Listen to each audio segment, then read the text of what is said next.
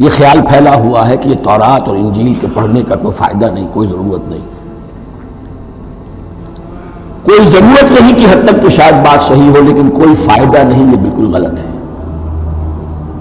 یہ ابتدا ہے قرآن کی، اور کس قدر اہتمام کے ساتھ کہا جا رہا ہے۔ ایمان صرف قرآن پر نہیں، اس پر بھی کہ جو اس سے پہلے نازل کیا گیا۔ اور سورہ نساء کی آیت، اور سورہ نساء نازل ہوئی کہیں جا کر سن 6 ہجری میں، یا ایھا الذین آمنوا آمنوا باللہ ورسولہ والکتاب الذی نزل علی رسولہ والکتاب الذی انزل من قبل۔ تو اس سے ایمان جو ہے تورات پر اور انجیل پر اور زبور پر اور صحف ابراہیم پر، اجمالی ایمان کی جو اہمیت ہے اس کو اچھی طرح سمجھ لیجیے۔ البتہ یہ ہے کہ چونکہ ہم سمجھتے ہیں اور جانتے ہیں کہ ان کتابوں میں تحریف ہو گئی ہے، لہذا ان کتابوں کی کوئی شے قرآن پر حجت نہیں ہوگی۔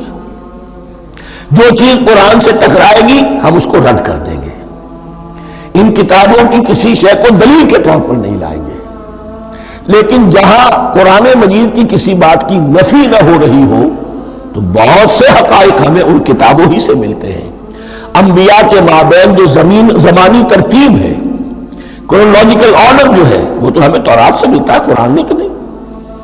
قرآن میں کبھی حضرت نوح کا ذکر بعد میں ہے، حضرت موسیٰ کا پہلے، وہاں کی کسی اور پہلو سے ترتیب آتی ہے، لیکن وہاں ہمیں تاریخ ملتی ہے ابراہیم کی، اسحاق کی، یعقوب کی، انبیاء بنی اسرائیل کی، موسیٰ کی، عیسیٰ کی۔ یہ ساری چیزیں